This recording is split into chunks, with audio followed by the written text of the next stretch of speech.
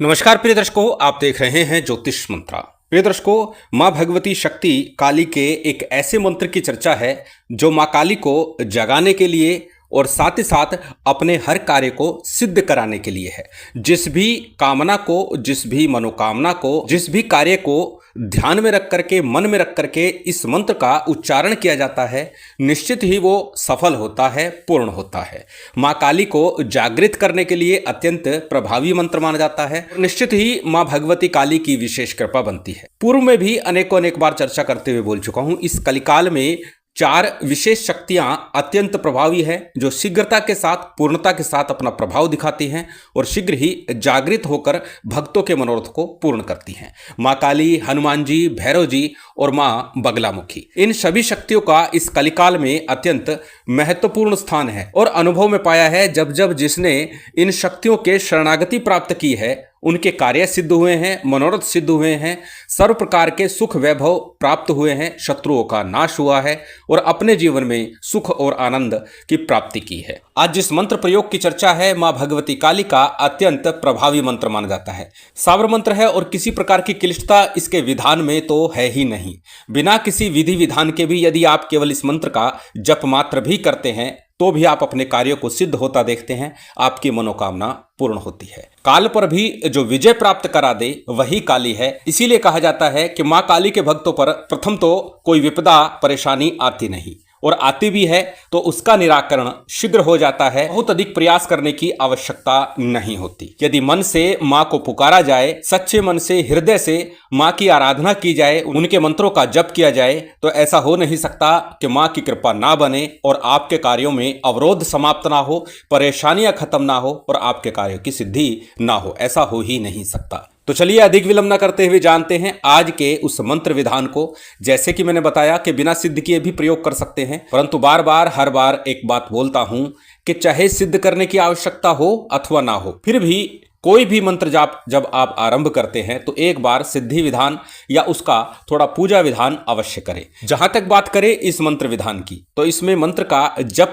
पर्याप्त है। साथ ही मां भगवती काली को लौंग, इलायची, बताशे का भोग देना है। जहां तक बात करें इस प्रयोग के लिए सामग्री की, तो सामान्य पूजन सामग्री जो भी आपकी व्यवस्था बन सके, जो आप सामग्री ले सके, जिसमें अक्षत, पुष्प, धूप, दीप, नैवेद्य, फल फूल, मिष्ठान जो भी ले माँ भगवती काली के निमित्त जो उन्हें प्रिय है, लाल रंग की वस्तुएं हो, लाल रंग के पुष्प हो, लाल रंग का आसन हो, ये सभी सामग्री जितनी आप व्यवस्था कर सके वो इस पूजन काल के दौरान आप अपने पास रख सकते हैं, ले सकते हैं। यदि बात करें किस दिन इस साधना का आरंभ करना चाहिए, कब करना चाहिए, तो माँ काली की आराधना के लिए मंगलवार, शनिवार का दिन सर्वोत्तम माना गया है।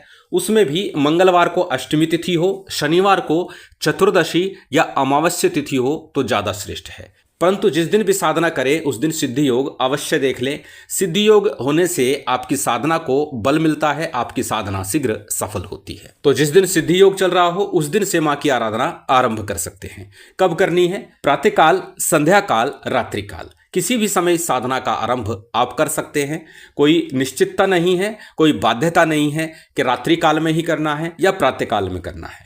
ज्यादा श्रेष्ठ होता है जब शक्ति की आराधना करें तो रात्रि का समय उत्तम माना जाता है। तो अच्छा होगा यदि सूर्यास्त के बाद इस साधना का आरंभ करें।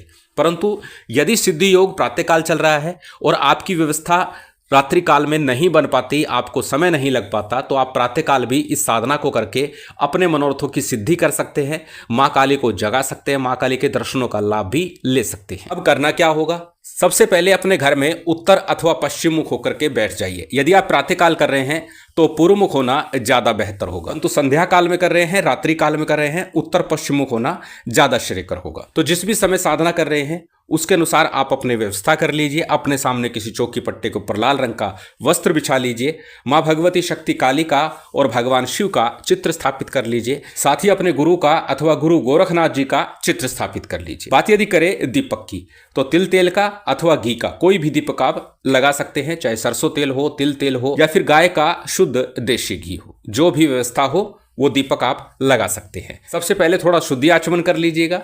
शुद्धि आचमन के लिए दाहिने हाथ में जल लीजिए, अपने ऊपर जल छिड़किए, जो सामग्री रखी है उसके ऊपर जल छिड़क लीजिए। उसके बाद में दीप प्रज्वलित कर लीजिए। दीप प्रज्वलित करने के बाद में आपको संकल्प लेना है। दाहिने हाथ में अक्षत पुष्प जल इत्यादि ले लीजिए, अपना नाम बोलिए, गोत्र बोलिए, उस दिन का तिथिवार नक्षत्र बोलिए, साथ ही अपनी कामना बोलिए, अपना मनोरथ बोलिए। अब यदि आप रोग से परेशान हैं तो रोग निवृत्ति के लिए इस मंत्र का जप कर रहा हूं ऐसा वर्णन कीजिएगा। यदि आप अपने प्यार को पाना चाहते हैं, कोई आपका अपना दूर चला गया है, तो उसके लिए निवेदन कीजिएगा। यदि कार्य व्यवसाय ठीक नहीं चल रहा, उन्नति नहीं हो रही, तो उसके लिए आपको संकल्प लेना है। संकल्प में ही आपको अपनी समस्या का, अपनी कामना का, अपनी परेशानी का, अपने कार्य का वर्णन करना है और उसके बाद इस मंत्र का जप करना है। संकल्प के उपरांत में संकल्प के लिए लिया गया अक्षत पुष्प जल किसी थाली प्लेट में अथवा दीपक के सम्मुख छोड़ दीजिए। उसके बाद में सामान्य सा पंचदेवों का पूजन कर लीजिए। गणपति का, गुरु का, कुलदेव, पितृदेव, स्थानदेव, इन पंचदेवों के पूजन के साथ ही भगवान शिव का शक्ति के साथ पूजन आपको संपन्न कर लेना है। जब जब शक्ति का पूजन होता है तो भैरव जी का पूजन भी अनिवार्य रूप से कर लेना चाहिए। तो भैरव जी का पूजन भी आपको कर लेना है। गुरु गोरखनाथ जी का चित्र लगाया हुआ है, तो गुरु पूजन के दौरान ही गुरु गोरखनाथ जी का पूजन भी कर लीजिएगा। सामान्य पूजन विधान है, जितनी व्यवस्था है, जितनी सामग्री है, उसी से आपको ये पूजन विधान संपन्न करना है। जब आपका पूजन विधान संपन्न हो जाए, उसके बाद में सबसे पहले गणपति मंत्र और उसके बाद गुरु मंत्र का जप किया जाता है।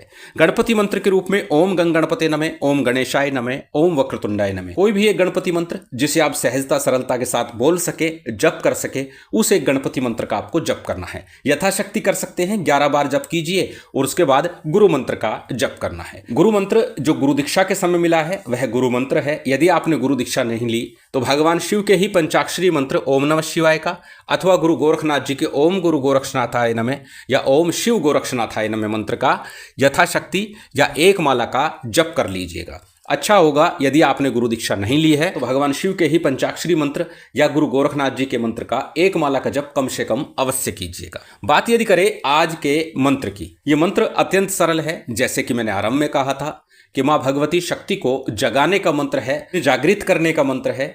पूर्ण हृदय से, मन से माँ भगवती के अनुनय विनय प्रार्थना करते हुए, चिंतन करते हुए, ध्यान करते हुए इस मंत्र का जप करना है। माला की बात करें तो रुद्राक्ष की माला का प्रयोग कर सकते हैं, काले हकीक की माला का प्रयोग कर सकते हैं, लाल हकीक की माला का प्रयोग कर सकते हैं, अथवा माला नहीं भी है तो बिना माला के 20 से 25 मिनट लगातार माँ भगवती का ध्यान चिंतन करते हुए इस मंत्र का जप किया जा सकता है। जो भी माला लेंगे वह प्राण प्रतिष्ठित लेंगे, अन्यथा बिना माला के ही माँ भगवती के शरणागत होकर के मंत्र का जप कीजिएगा। मंत्र अत्यंत सरल आपकी स्क्रीन पर है, एक बार बोल करके बता देता हूं। मंत्र इस प्रकार है। चेत माई कालिका, चितावे तेरा बालका, सोते को जगा, जागते को बैठा, अमुक कार्य कर, गुरु गोरखनाथ जी का आदेश। इस मंत्र का आपको 1 माला, 3 माला, 5 माला, 7 माला अपने कार्य के अनुसार, अपनी सुविधा के अनुसार, अपने सामर्थ्य के अनुसार इस मंत्र का आपको जप करना है। 1 माला भी कर सकते हैं, 3 माला भी कर सकते हैं। विषम संख्या में जितना अधिक कर सके उतना ज्यादा श्रेष्ठ होगा। जितने अधिक अनुनय विनय प्रार्थना के साथ, निवेदन के साथ, तीव्रता के साथ जप करेंगे और जितना अधिक जप करेंगे उतना शीघ्र मां की कृपा बनेगी। प्रिय दर्शकों, मंत्र जाप करते समय पूर्ण एकाग्रता और ध्यान लगाना अनिवार्य होता है और पूर्ण समर्पण के साथ मां का जप करें। जहां पर अमुख लिखा है वहां पर अपने उस कार्य का संकल्प में उच्चारण करना है, साथ ही साथ मंत्र में भी वो कार्य आपको बोलना है। जिसके लिए आप जप कर रहे हैं उस व्यक्ति का नाम बोल सकते हैं वशीकरण के लिए, या अपनी बीमारी को दूर करने के लिए कर रहे हैं तो बीमारी ठीक हो जाए या मेरा स्वास्थ्य ठीक हो जाए, इस प्रकार का आप वर्णन कर सकते हैं। व्यापार वृद्धि के लिए चाह रहे हैं तो धन की बाधा दूर हो, व्यापार वृद्धि हो, इस प्रकार का आप बोल सकते हैं। कहने का तात्पर्य है जहां पर अमुख लिखा है वहां पर अपनी कामना, अपना कार्य, अपनी मनोकामना आपको बोलनी है। जप के उपरांत मां भगवती शक्ति की आरती कीजिएगा और अग्नि के ऊपर लौंग, इलायची, बताशे का भोग लगाइएगा। 1 बताशा, 2 लौंग, 1 इलायची मां भगवती को अर्पित कीजिएगा। यही भोग आपके लिए श्रेष्ठ होगा। अब ये साधना करनी कितने दिन है? कार्य के अनुसार है। जिस प्रकार का आपका कार्य है उसी के अनुसार ये साधना आपकी चलती है। सामान्य कार्य है तो 11 दिवस की अथवा 21 दिवस में ही आपका कार्य संपन्न हो जाएगा। कोई क्लिष्ट कार्य है तो उसके लिए थोड़ा समय अधिक लग सकता है, परंतु कार्य निश्चित होगा। मां भगवती शक्ति की विशेष कृपा भी प्राप्त होगी।